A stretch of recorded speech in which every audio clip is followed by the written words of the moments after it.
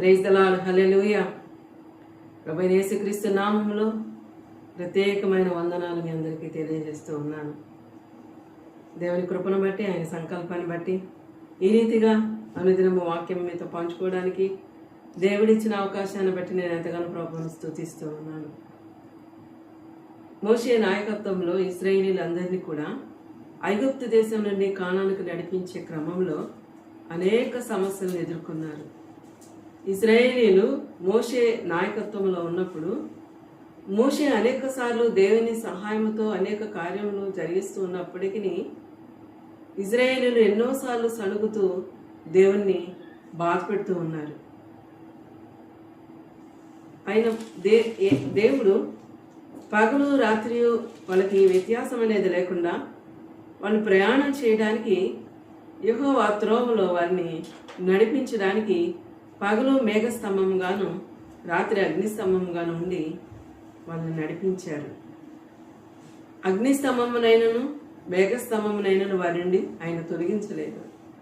ఎందుకంటే వాళ్ళు ప్రయాణం చేస్తూనే ఉన్నారు కనుక వాళ్ళకి వెలిగించడానికి, చీకటిని వెలుగుగా కనపడ చేయడానికి పగలు మేఘస్తంభం రాత్రి అగ్నిస్తంభంగా వారికి దేవుడు తోడుగా ఉంచాడు. దేవునికి స్తోత్రం కలుగును గాక. ఈ ప్రయాణంలో ఉన్నప్పుడు వారు ఎర్ర సముద్రం దగ్గరికి చేరుకున్నారు. ఎర్ర సముద్రం దగ్గరకు వచ్చిన తర్వాత ఇశ్రాయేలీలందరూ కూడా వెనుదిరిగి చూసినప్పుడు ఫరో సైన్యం వెనుక నుండి వస్తూ ఉంది. ముందు సముద్రం కనపడుతుంది, ఎర్ర సముద్రం. వెనుక భాగంలో ఫరో సైన్యము ఐగుప్తు దేశం నుండి వీళ్లతో పాటు వెనకాల ప్రయాణం చేస్తూ ఉన్నారు. వాళ్ళు ఫరో రథములు, గుర్రములు ఎంతగానో బలంగా వస్తూ ఉన్నాయి.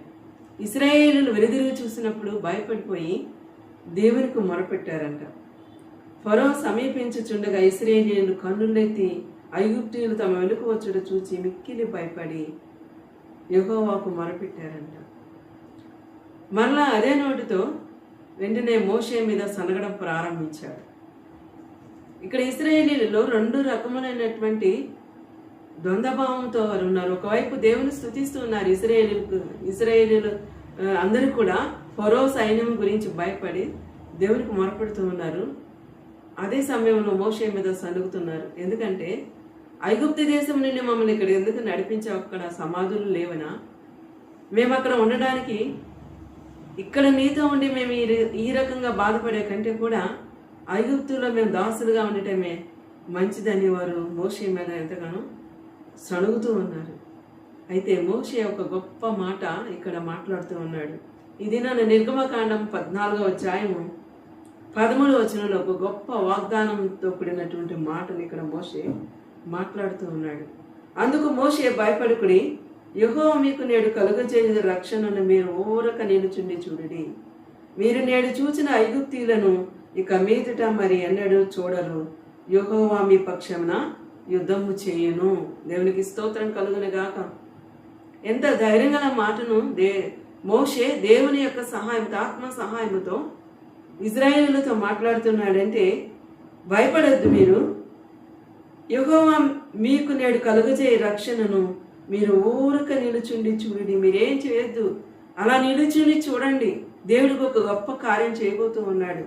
మన పక్షంగా ఐగుప్తీయుల మీద యుద్ధం చేయడానికి దేవుడు మనతో పోరాటానికి ఆయన సిద్ధంగా ఉన్నాడు.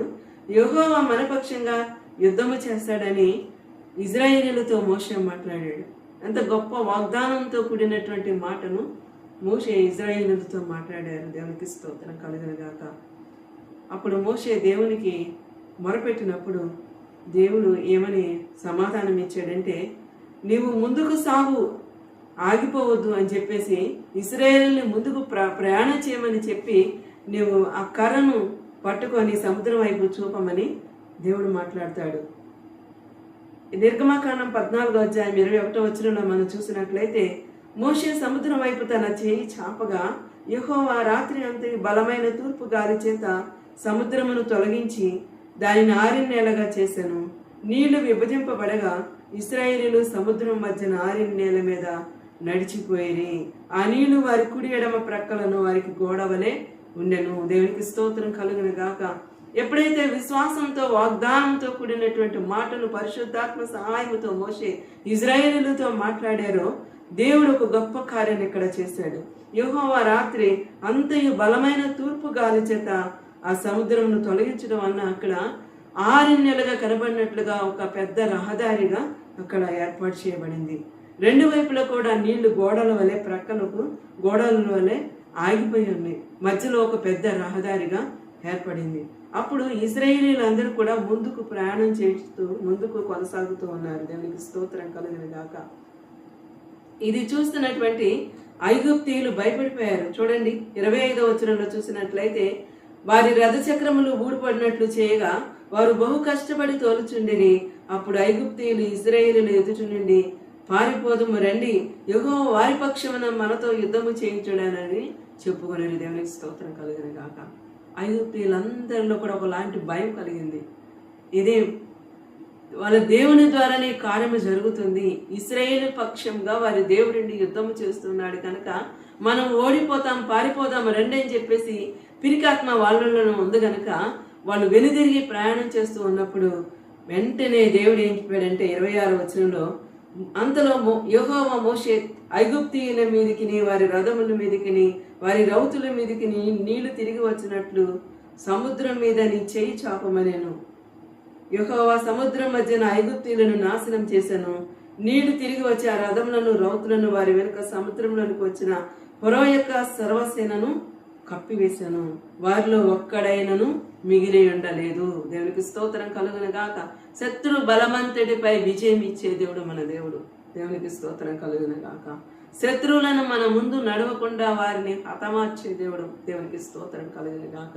ఎందుకంటే ఆయనే మన పక్షంగా యుద్ధము చేస్తున్నాడు గనుక మన శత్రువులు మన ఎదురు నిలవకుండా వారిని తెరమి వేస్తాడు. దేవునికి స్తోత్రం కలుగును గాక. ఆ దినమున యెహోవా ఐగుప్తుల చేతుల నుండి ఇశ్రాయేలును రక్షించెను. ఇశ్రాయేలు చచ్చిన ఐగుప్తులను సముద్ర తీరమున చూచారు. ఇక్కడ సాక్షార్థముగా చచ్చిన ఐగుప్తీయులందరినీ కూడా వారు చూశారు. దేవునికి స్తోత్రం కలుగును గాక. దేవుడు చేసిన గొప్ప కార్యం ఏంటంటే వారి ఆరిన నేల మీద ఎర్ర సముద్రంలో ఒక పెద్ద రహదారిగా దేవుడు చేసినప్పుడు వాళ్ళు సముద్రం ఈ ఒడ్డు నుండి ఆ ఒడ్డు వరకు వారు దాటిపోయారు. మార్గ మధ్యంలో ఐగుప్తీయులను దేవుడు ముంచివేశాడు. వారి రథాలు గుర్రాలు అన్నీ కూడా సముద్రంలో మునిగిపోయినాయి. ఒక్కరు కూడా మిగలలేదంట. దేవునికి స్తోత్రం కలుగును గాక. దేవుని నామమునకు మహిమ కలుగును గాక. ఐగుప్తీయులు అందరూ కూడా అక్కడ చనిపోయారు. చచ్చిన శవాలను కూడా ఇజ్రాయేలు చూడగలిగారు. దేవునికి స్తోత్రం కలుగును గాక. యెహోవాకు భయపడి యెహోవా యందును ఆయన సేవకుడైన మోషే యందును ఇశ్రాయేలీయులందరూ కూడా నమ్మకం ఉంచారు. ఇప్పటి వరకు మోషే మీద వారు సణుగుతూ ఉన్నారు. ఎన్నోసార్లు అనేక రీతిలుగా దేవునికి మోషే మొరపెట్టినప్పుడు దేవుడు వారికి ఉత్తరం ఇచ్చి సహాయం చేస్తూ వారిని నడిపించాడు. పగల మేఘస్తంభం, రాత్రి అగ్నిస్తంభంగా ఉండి వారికి దాహం వేసినప్పుడు బండ నుండి నీటిని రప్పించాడు. ఆహారం కావాల్సినప్పుడు మన్నాను కురిపించాడు. మాంసాన్ని పూరీలను రప్పించాడు. అనేక రీతిలుగా వారికి సహాయం చేస్తూ వచ్చాడు. అరణ్య మధ్యములు మార్గ మధ్యములో వారికి ఏమాత్రము వారికి అలసుడ లేకుండా, చెప్పులు అరిగిపోకుండా, వస్త్రములు పాతగెలకుండా, అలసుడ అనేది లేకుండా వారిని బలమైన హస్తము క్రింద వారిని భద్రపరిచి నడిపించారు. అయితే ఎర్ర సముద్రం దగ్గర వాళ్ళు భయపడి సనిగినప్పుడు దేవుడు మోషేలో ఉండి గొప్ప ప్రవచనాత్మకమైన వాక్కును విడుదల చేసినప్పుడు ఆ వాక్కును బట్టి దేవుడు గొప్ప కార్యము జరిగించాడు. అక్కడ దేవునికి స్తోత్రం కలుగును గాక. దేవుని నామమునకు మహిమ కలుగును గాక. అవును, ద్వితీయోపదేశకాండం 1:30 మనం చూసినట్లయితే, మీకు ముందర నడుచుచున్న మీ దేవుడైన యెహోవా మీ కనుల ఎదుట ఐగుప్తులోను అరణ్యములోను మీ కొరకు చేసినట్టు మీ పక్షముగా యుద్ధము చేయను. దేవునికి స్తోత్రం కలుగును గాక. ఇది మనము మన శత్రువుల విషయంలో మనకి కనబడే శత్రువులు ఉన్నారు, కనబడని శత్రువులు ఉన్నారు. వారితో కూడా వారితో మనం పోరాడుతున్నప్పుడు దేవుడు మన పక్షంగా ఉండి యుద్ధం చేస్తాడు గనుక అన్ని విషయములలో దేవుడు మనకు విజయాన్ని అనుగ్రహిస్తాడు. దేవునికి స్తోత్రం కలుగును గాక. మనకి కనబడే శత్రువులు అంటే మన మధ్యలోనే మన ఇరుగుపోని వారు అనేక మంది మనకు శత్రువులుగా ఉండవచ్చు. వాళ్ళకి కనపడరు వాళ్ళ శత్రుత్వం ఉందని, కానీ మనకు వ్యతిరేకమైన ఆలోచనలు తలంపులతో ఉంటారు. అలాగే మనకి అపవాది తన యొక్క తంత్రములతో మనల్ని ఇబ్బంది పెట్టడానికి ప్రయత్నం చేస్తూ ఉంటుంది. వీటన్నిటి విషయంలో కూడా దేవుడు మన పక్షంగా ఉండి విజయాన్ని చేకూర్చడానికి ఎల్లప్పుడూ మనతో కూడా ఉండి యుద్ధం చేస్తూ ఉంటాడంట. ద్వితీయోపదేశకాండం 20వ అధ్యాయం 4వ వచనంలో మనం చూసినట్లయితే, వణుకుడి వారి ముక్కుము చూచి బెదరకుడి, మీ కొరకు మీ శత్రువులతో యుద్ధము చేసి మిమ్మల్ని రక్షించేవాడు మీ దేవుడైన యెహోవాయే. దేవునికి స్తోత్రం కలుగును గాక. ఎవరికి మీరు భయపడవద్దు, దేవుడైన యెహోవాకు మాత్రమే భయపడాలి. అవును, దేవుడు మనకి యెహోవా మనకి దేవుడుగా ఉన్నప్పుడు మనకు విరోధి ఎవడు, మనకు శత్రువు ఎవడు? మన ముందు ఆయన ఉన్నప్పుడు మనకు శత్రువు ఎవడు? శత్రువులు బలవంతుడిపై ఆయన మనకు విజయం ఇచ్చి నడిపిస్తూ ఉన్నాడు గనుక మీరు వారికి భయపడవద్దు అంటున్నాడు దేవుడు. మీ కొరకు మీ శత్రువులతో యుద్ధం చేసి మిమ్మల్ని రక్షించేవాడు మీ దేవుడైన యెహోవాయే. ఈ దినము దేవుడు గొప్ప వాగ్దానంతో మనతో మాట్లాడుతూ ఉన్నాడు. మీకు అనేక పోరాటాలు, అనేక రీతిలుగా శత్రువులుగా మనల్ని, ఒకవేళ ఆర్థిక సమస్యలు శత్రువులుగా మనల్ని ఇబ్బంది పెడుతున్నాయేమో, అనారోగ్య పరిస్థితులు మనల్ని ఇబ్బంది పెడుతున్నాయేమో, లేకపోతే ఆయా రీతులుగా మనం ఎదుర్కొంటున్న సమస్యలన్నిటికీ కూడా మన పక్షంగా ఉండి యుద్ధము చేసి మనతో ఉండి పోరాడి దేవుడు మనకి విజయాన్ని అనుగ్రహిస్తాడు. దేవునికి స్తోత్రం కలిగిన గాక. ఈ రీతిగా దేవుడు ఇజ్రాయేలును నడిపించినట్లుగా మోషేకి తోడైంది ఎర్ర సముద్రమును దాటించిన తర్వాత అనేక రీతులుగా వారిని బలపరిచి ధైర్యపరిచి దేవుడు వారి పక్షంగా ఉండి బలమైన కార్యములు చేసి ఉన్నాడు.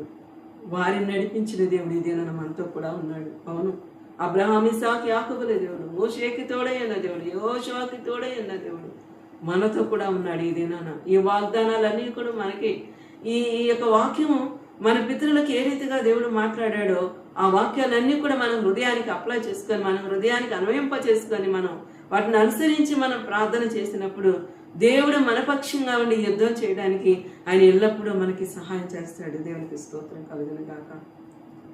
నమ్మండి, దేవుని కార్యములు చూస్తారు. ఆయన మన శత్రువులను జయించడానికి మనతో కూడా ఉండి యుద్ధం చేస్తాడని మనం నమ్మినప్పుడు బలమైన కార్యాలు చూస్తాం. దేవుని స్తోత్రం కలుగును గాక. ప్రతి ఒక్కరు కూడా వాక్యం వింటున్న ప్రతి ఒక్కరు కూడా ఈ వాగ్దానాన్ని ఎత్తిపెట్టి, మీరు నేడు చూసిన ఐగుప్తీయులను ఇక మీదట మరి ఎన్నడను చూడరు, యెహోవా మీ పక్షమున యుద్ధము చేయను. ఈ వాగ్దానాన్ని ఎత్తిపెట్టి మీరందరూ ప్రార్థన చేసినప్పుడు దేవుడు ఖచ్చితంగా శత్రువు బలమంతటిపై మీకు విజయం అనుగ్రహించి నెమ్మదిని సమాధానాన్ని కలుగజేస్తాడని తెలియజేస్తూ దేవుడి కొద్ది మాటలు దీవించును గాక. ఆమేన్. ప్రార్థన చేసుకుందాం. మహాపరిశుద్ధుడైన మా తండ్రి, మీకు స్తోత్రాలు.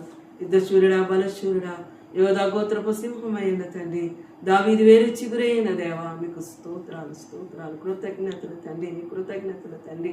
అయా, మీరు మాకు ముందుండగా, మీరు మాకు తోడై ఉండగా, మీరు మా పక్షమై ఉండగా, మా మధ్యలో సంచరించుచుండగా శత్రువులు పారిపోతారు తండ్రి. మీకు స్తోత్రాలు.